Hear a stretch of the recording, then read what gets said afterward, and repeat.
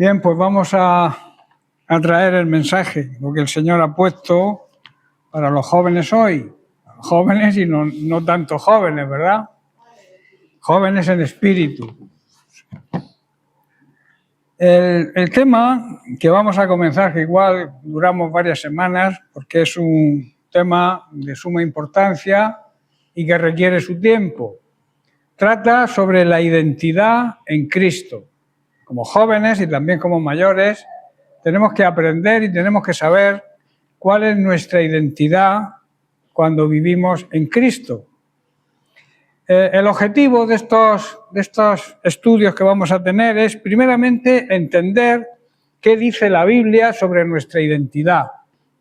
En segundo lugar, tenemos que romper las ideas que la sociedad impone sobre quiénes somos. Y en tercer lugar, animar a los jóvenes a vivir desde la identidad que Dios les ha dado.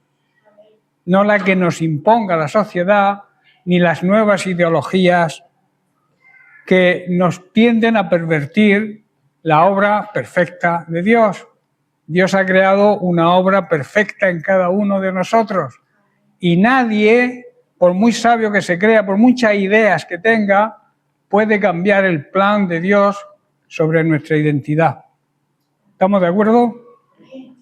Bien, vamos a hacer unas lecturas bíblicas en la cual se van a basar todas las experiencias que vamos a aprender con este título, con este propósito de saber cuál es la identidad cristiana.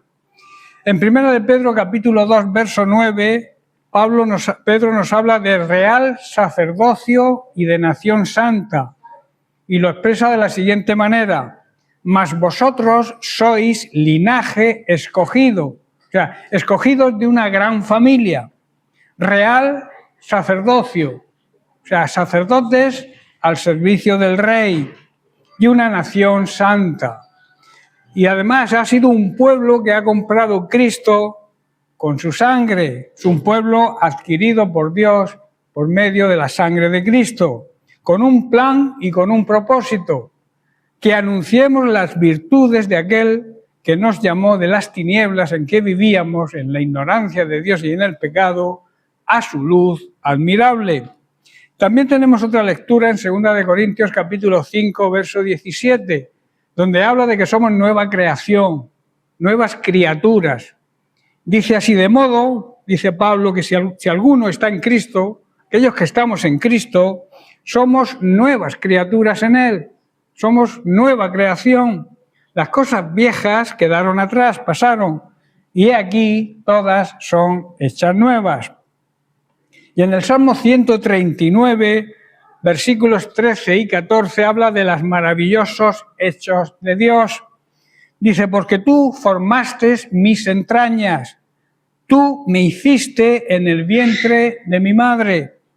Te alabaré porque formidables son y maravillosas tus obras. Estoy maravillado y mi alma lo sabe muy bien.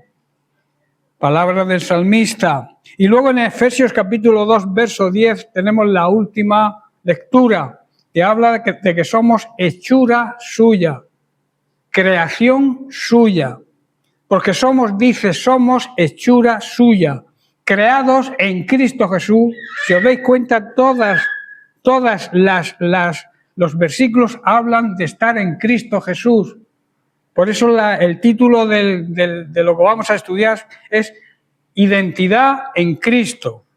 Dice: las cuales Dios preparó de antemano para que anduviésemos en ellas. Aquí digamos que hay una enseñanza práctica y una gran enseñanza también. En primer lugar, no eres lo que otros dicen de ti. Que te quede claro eso, joven o persona que me escucha esta tarde, sea de la edad que sea. No eres lo que los demás dicen que tú eres. La sociedad pone etiquetas y esas etiquetas las basan en apariencia, en logros, en errores, en popularidad. Pero el apóstol Pedro dice que Dios te llama escogido, te llama sacerdote al servicio del rey, te llama santo, apartado con un plan y con un propósito. y también que eres especial para Él. Tu valor no cambia por lo que la opinión humana diga. ¿Estáis entendiendo? Por eso quiero hacer un estudio breve sobre la ideología de género que tanto se habla hoy en día. Y lo vamos a hacer a la luz de las Sagradas Escrituras.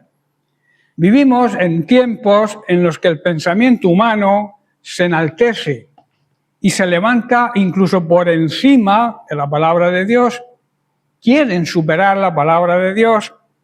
Una de las expresiones más visibles de esta confusión es lo que hoy se conoce como ideología de género. Una corriente que enseña que la identidad del ser humano no procede de su naturaleza creada por Dios, sino de la apreciación propia y cambiante del individuo. O sea, de lo que tú creas o lo que tú quieras ser, saltándote la soberanía de Dios de cómo te ha hecho. ¿Estoy comprendiendo? ¿Me seguís? Frente a ello, la Iglesia no debe responder quizá con desprecio ni con temor, sino con la verdad en amor. Que nadie nos tuerza la verdad de las Sagradas Escrituras, pero no podemos actuar de una forma prepotente, sino con amor. Y esa verdad está revelada en las Sagradas Escrituras. En Efesios 4:15 dice Pablo, sino que siguiendo la verdad en amor, crezcamos en todo en aquel que es la cabeza, esto es Cristo. No podemos dejar de hablar la verdad, pero debemos hacerlo con amor.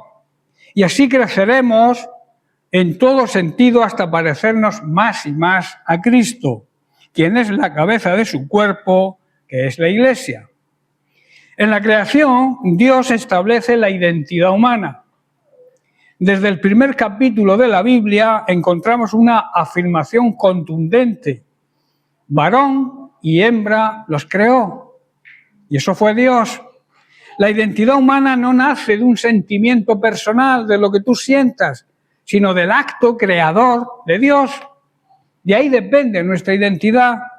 Él asigna el sexo y con él un llamado y un propósito. Dios te ha hecho hombre con un llamado y con un propósito. Y cuando tú, siguiendo una corriente humana, quieres cambiar eso, te estás saliendo del propósito y del llamado de Dios. ¿Entendéis? Por eso debemos recordar que la confusión actual no es simplemente cultural, es una señal del quebrantamiento del orden creado por Dios debido al pecado. Por eso tenemos la necesidad de volver al principio. El principio es Génesis. Génesis significa el principio. Y aquí el principio es muy claro. La asignación sexual no es una carga ni tampoco es un error divino, sino un don de Dios para la complementación y la vida de los seres humanos. El corazón humano caído y la confusión que hay actualmente. La ideología de género sostiene y afirma que el sentimiento, o sea, lo que sentimos, define nuestra identidad, pero la palabra de Dios declara que el corazón humano es engañoso y perverso.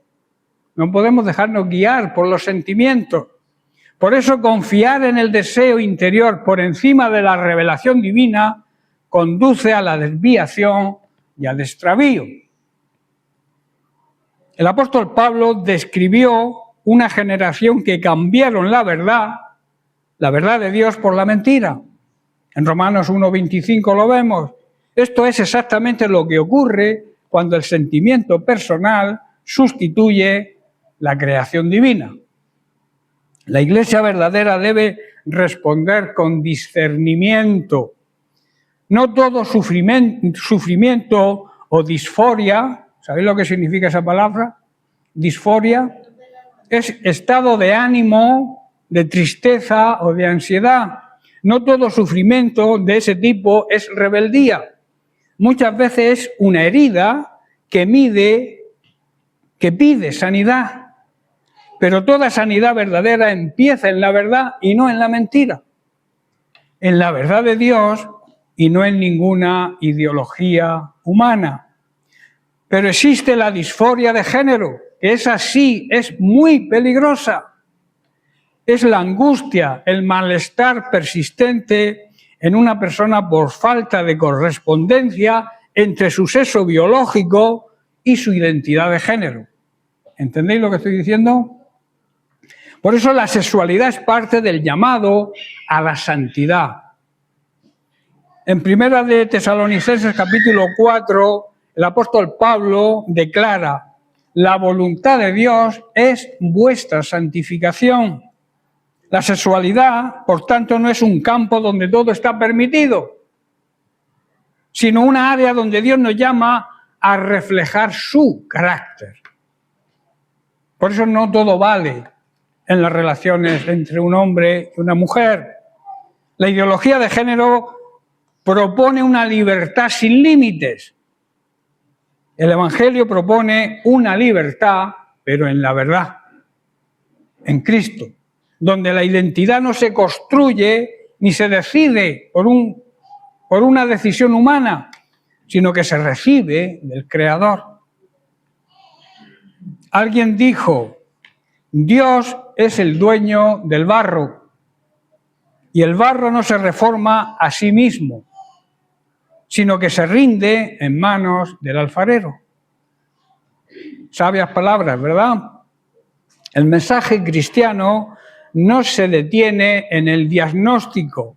Un diagnóstico es determinar la naturaleza de algo mediante la observación de algunos síntomas, ¿verdad? Un doctor, un médico, llega a un enfermo y a través de la observación de algunos síntomas de esa persona, pues elabora un diagnóstico. Pues el mensaje cristiano no es eso. La identidad quebrada, que está en disconformidad con la decisión de Dios, puede ser restaurada únicamente en Jesucristo. No hay otra solución. Él no solo nos salva del pecado, sino que ordena nuestra humanidad. Si alguno está en Cristo, como leímos, nueva criatura es. Es una nueva persona, es una nueva creación. El Evangelio no anula la naturaleza humana, sino que la regenera. La Iglesia, por tanto, no está llamada a condenar, sino a anunciar el camino de regreso al diseño de Dios, a como Dios nos creó. Con amor, eso sí, con paciencia, con misericordia, pero con firmeza. Que no nos convenzan estas nuevas ideologías, estos profesores, estos maestros que intentan confundir a nuestros jóvenes y a nuestros niños, que no nos convenzan y que actuemos con firmeza. Mucho amor, sí, con mucha paciencia, con mucha misericordia, pero con firmeza. Porque esto lleva a nuestros jóvenes a que pierdan su propia identidad, que no sepan ni lo que son, aún desde muy chiquitajos. También es un llamado de Dios a la verdad y al amor. Tenemos que tener en cuenta que estos conceptos son inseparables. La verdad tiene que estar unida siempre al amor y el amor a la verdad. No hay amor sin verdad, ni verdad sin amor. Los creyentes como Iglesia, por tanto, debemos, primero, afirmar con claridad y aceptar la enseñanza bíblica sobre la verdad de la creación, de cómo Dios nos creó. Rechazar toda ideología que niegue precisamente esta verdad y acompañar y ayudar con compasión, con misericordia a quienes están experimentando tal confusión y tal dolor, porque es un dolor ver a los jóvenes hoy en día, a los jóvenes que no andan de acuerdo a la palabra de Dios, que aceptan la ideología de género. También debemos vivir en santidad sexual, no como una imposición, sino como fruto del Espíritu Santo. La ideología de género es un desafío que se debe afrontar sabiendo que jamás va a superar la sabiduría eterna de Dios. Ninguna ideología humana va a superar la sabiduría eterna de Dios. ¿Queréis cerrar la puerta, por favor? Nosotros, como Iglesia de Cristo, estamos llamados a mantenernos firmes en la palabra de Dios. De una manera humilde, sí, pero firmes. Firmes en espíritu y activos en amor.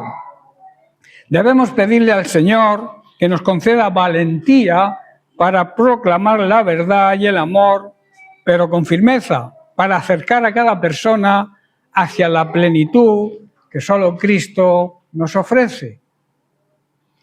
Ahora, otro punto importante. Hemos dicho que no eres lo que la gente te dice que eres.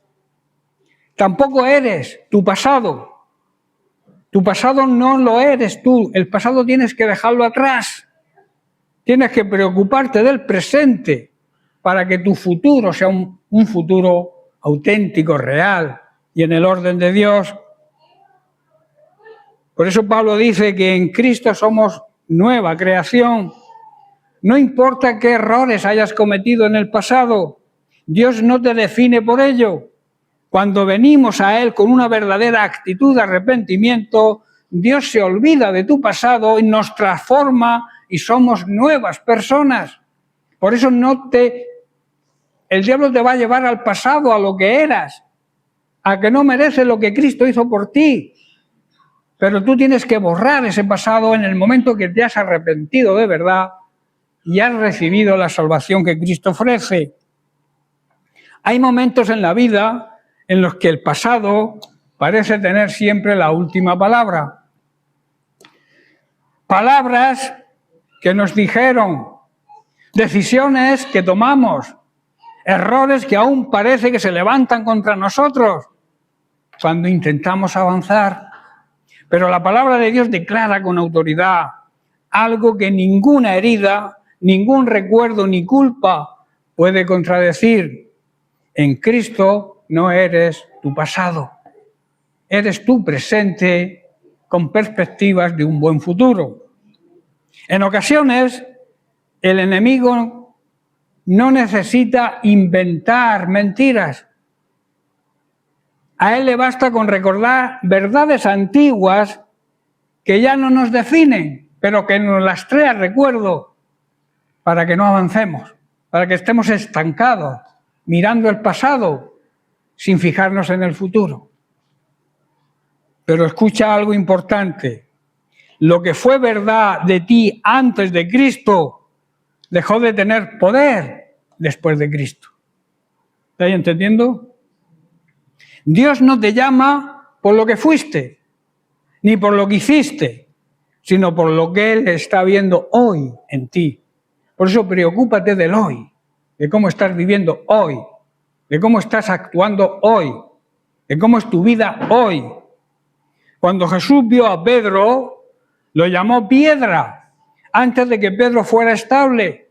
Su nombre anterior era Simón, que significa junco, variable. ¿Sabéis lo que es un junco? Se crían al lado de los ríos. Y es una planta, es una rama larga que la mueve el viento hacia donde va. Así era Simón. Pero el Señor le llama roca, o sea, piedra, perdón, le llama piedra. Y la piedra no la mueve el viento, ¿verdad? Lo vemos en Mateo capítulo 16, verso 16, dice, respondiendo Simón, dijo, tú eres el Cristo, el Hijo del Dios viviente.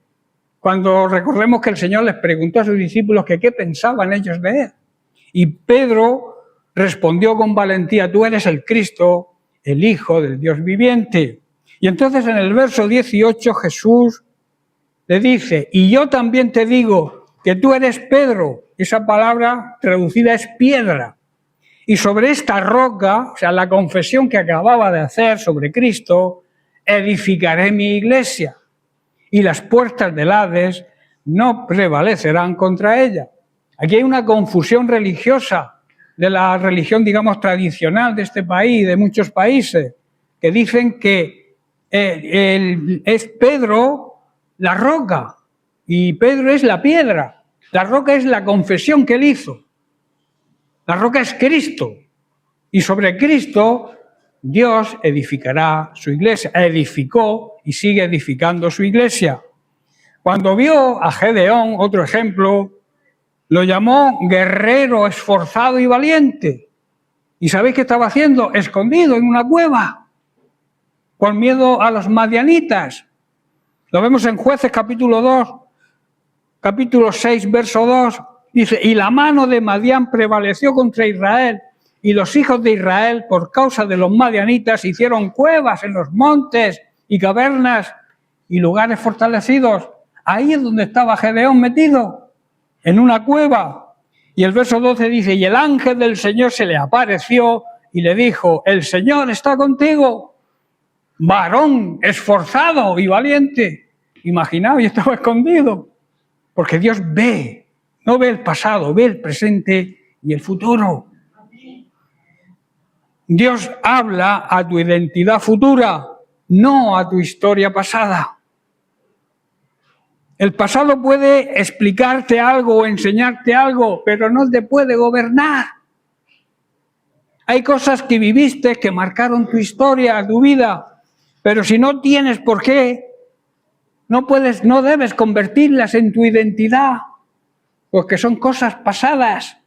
El pasado es un maestro, quizá podemos aprender de experiencias vividas, pero no puede ser tu dueño. El pasado es un capítulo, no el libro completo. ¿Comprendéis? Y Dios, que es el autor de ese libro, sigue escribiendo capítulos que tu pasado ni siquiera podría imaginar. Donde tú ves culpa, Dios ve propósito. Donde el enemigo te acusa, Dios te dice, tengo un plan para ti. El enemigo quiere que te quedes atrapado en lo que hiciste, pero Dios quiere que te levantes hacia lo que puedes llegar a ser. Las cicatrices del pasado que hoy te avergüencen quizás, serán mañana parte del testimonio que Dios usará para sanar a otros. ¿Estás comprendiendo? Nada en tu pasado está fuera del alcance de la gracia de Dios. Por eso tienes que dejar que el viejo, déjalo viejo, aquel viejo hombre, déjalo donde Dios lo dejó, en la cruz.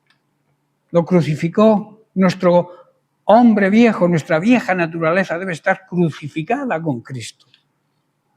En la cruz Jesús no solo pagó tu pecado ni el mío, también rompió el poder del pasado sobre tu identidad. No tienes que seguir cargando con lo que Cristo ya cargó por ti. No tienes que seguir muriendo en áreas donde Él ya te dio vida. Lo viejo pasó. Es tu decisión que el pasado no marque tu identidad ni tu futuro. Por eso debemos dar gracias al Señor. Gracias a Él no somos nuestro pasado. Debemos depositar en Él y entregarle cada recuerdo que nos ate, cada culpa que nos acuse y cada voz que nos limita. Escuchemos la voz de Dios. También que nos revista de la identidad que Dios nos ha ganado y ha declarado sobre nosotros. No cambies tu identidad, no cambies la identidad que Dios ha creado en ti. Que podamos caminar como nueva creación, como nuevas criaturas, como nuevas personas, libres, renovados y seguros de que su gracia es más fuerte que nuestra historia, que nuestro pasado. Amén. El siguiente punto es que eres parte, somos parte del diseño de Dios. En el Salmo 139, el salmista afirma que fuiste creado con propósito, detalle y con amor. O sea que no naciste por accidente, naciste con un plan y un propósito. Desde que te engendró el Señor en el vientre de tu madre, desde que eras un embrión, ya había un propósito para ti. Por eso cuando se mata el embrión, se está matando el propósito de Dios para esa vida, que ya es vida desde el embrión. Tienes y eres un propósito divino, un propósito de Dios. En Efesios capítulo 2, verso 10 dice que Dios preparó buenas obras para ti. No solo existes, sino que vives. Fuiste creado para impactar en esta sociedad, para repercutir en esta sociedad y no para que la sociedad repercuta en ti. Debes ser agradecido con el Señor, darle gracias, porque en Él encontramos nuestra verdadera identidad. Debemos pedirle que nos ayude a ver las cosas y a las personas como Él las ve, y a dejar las etiquetas que el mundo te impone y a caminar como la persona que Dios te creó, con orgullo de lo que eres, de cómo Dios te ha creado, hombre, hombre, mujer, mujer. El propósito cristiano es descubrir para qué estoy aquí, no para cambiar de la idea o acusar a Dios de que se ha equivocado y que vivo en un cuerpo que no es mi cuerpo, es un cuerpo equivocado. Esas son ideologías humanas y diabólicas. El propósito cristiano es descubrir para qué estamos aquí. Esa debe ser nuestra preocupación. Cierra un momento los ojos y respira hondo. Por favor, hazlo. Entra en ese espacio interior donde no necesitas filtros, donde no tienes que demostrarle a nadie nada. Solo estás tú y aquel que te conoce por completo y que dio la vida por ti. En esa soledad ante nuestro Creador tenemos que abrir los ojos espirituales y respirar profundo. A veces como jóvenes se siente que la vida va demasiado rápido, ¿verdad? Estudios, expectativas, redes sociales, trabajo, comparaciones con otros. Y aún así, en medio del ruido, aparece una pregunta muy inquietante y que necesita respuesta. ¿Para qué estoy aquí? No es una pregunta sin importancia. No tomarla como una pregunta sin importancia, ni una pregunta superficial, sino que tiene una gran profundidad. Es una invitación y debe ser una motivación. Es como un susurro que nace dentro de nosotros, como si Dios mismo te dijera al oído, no estás aquí por accidente, sino para llevar a cabo el plan que yo tengo para ti. Tu propósito comienza cuando empiezas a escuchar la voz de Dios, cuando le prestas atención a lo que Dios dice, que quizá hoy te esté hablando Dios a través de este mensaje. Presta atención, no lo dejes como un mensaje más. Tu propósito, repito, comienza con prestar atención, con escuchar. El propósito no siempre llega con un rayo, como un rayo que cae desde el cielo. A veces empieza con un pequeño susurro en nuestro corazón, una carga por alguien, un interés por algo, un deseo, una inquietud que vuelve una y otra vez. Debes preguntarte, ¿qué me conmueve? Se está perdiendo la sensibilidad hoy en día. Nada nos conmueve ya. Vemos a esos niños en televisión cuando salen que se mueren por falta de hambre y vemos a otros que roban millones y millones. Y ya estamos tan acostumbrados a verlo que no nos conmueve. ¿Qué me indigna? Las injusticias deberían indignarnos. Eso es ira santa. ¿Qué me llena de vida? Preguntas que deberíamos hacernos. Debes saber que Dios suele empezar a hablar desde ahí, cuando nos hacemos estas preguntas. El Señor empieza a decirnos y empieza a cambiar nuestra perspectiva, nuestra manera de pensar sobre lo que nos conmueve, lo que nos indigna y sobre aquello que llena nuestra vida. Tu propósito no es una tarea pesada, pero es un camino que hay que recorrer y no todos están dispuestos a hacerlo. Muchos creen que el propósito es descubrir una cosa que te gusta y ya está. Pero es algo más, es como un viaje en el cual en nuestro caminar diario se va revelando el propósito de Dios poco a poco. Pero tienes que avanzar en ese trayecto, en ese camino. Tu propósito también va a bendecir a otros. No esperes tenerlo todo claro. Da pasos pequeños y persevera, sé constante, no desmayes. Esos pasos Dios lo usa para guiarte y también para que tu propósito, el propósito que Dios tiene para ti, traiga bendición a otros. El propósito nunca se trata solo de ti. Cuando lo encuentres, otros van a ser influenciados gracias a tu ejemplo de vida, a tu testimonio personal, tus dones, tus luchas, tu historia, tu testimonio. Todo va a poder servir para bendecir a otros. A veces pensamos que no somos suficientes y que necesitamos conocer más a Dios. Y esto denota humildad. Cuando hacemos esto, cuando pensamos que nos falta cada día conocer, por mucho que sepamos, cada día se aprenden cosas, se adquiere más conocimiento acerca de Dios, y eso, repito, demuestra que somos humildes. Pero Dios mira lo que llevas dentro y te dice, eso es justo, lo que necesito, tu humildad. Y a partir de ahí, Él empieza a orar en ese propósito que tiene para ti.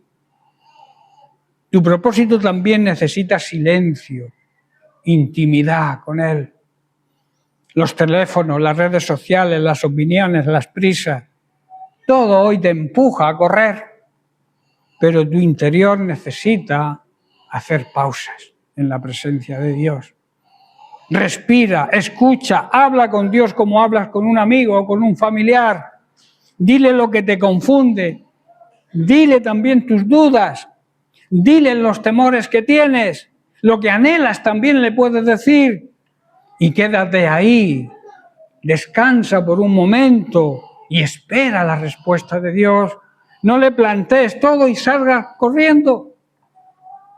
Disfruta de la presencia de Dios y Él te va a contestar a cada una de tus necesidades. En ese espacio, ya estoy terminando, donde algo empieza a ordenarse, y si eres constante, el tiempo del Señor llegará. Ten paciencia, sé perseverante, no arrojes jamás la toalla, sigue adelante. El que vence es el que llega a la meta. El derrotado es el que se queda a medio camino. Por eso tenemos que perseverar, luchar hasta llegar a que el propósito de Dios se cumpla en nuestra vida. Así lo dijo David, estoy dispuesto a hacer lo que sea necesario para que tu propósito se cumpla en mi vida. Le dijo David en su oración a Dios, debes presentarte ante Dios y decirle, Señor, aquí estoy, tal como soy. No quiero disfrazarme, no quiero ponerme ninguna máscara, tal como soy, desnudo ante ti, con mis preguntas, con mis dudas, con mis sueños quizá, pero sin tapujos, sin engaños, sin hipocresía, desnudos ante Él. Muéstrame el camino por el que debo andar. Hazme sensible a tu voz, valiente para avanzar y humilde para servir. También para terminar tenemos que darle las gracias por el propósito que tiene para ti y porque lo vas a descubrir agarrado a su mano. Jamás te sueltes de su mano, sigue el camino con Él, no andas solo, no andamos solos. Él nos lleva de su mano. Amén. Bien, pues lo dejamos aquí y seguiremos la semana que viene o cuando toque con otro tema importante, las amistades. Jóvenes, las amistades, las relaciones que tenemos. A la luz de la palabra de Dios veremos las que nos convienen y aquellas que son tóxicas, que no nos convienen. Que a veces nos aferramos más, nos acercamos más a relaciones tóxicas que a las que realmente debemos acercarnos. Pero eso lo veremos en el próximo día. Que Dios te bendiga mucho y espero que sea de bendición este mensaje y que reaccionemos. No que lo acumulemos como una enseñanza más, sino que empecemos a meditar en lo que hemos escuchado y ponerlo en práctica, que es lo importante. Amén. Que Dios les bendiga.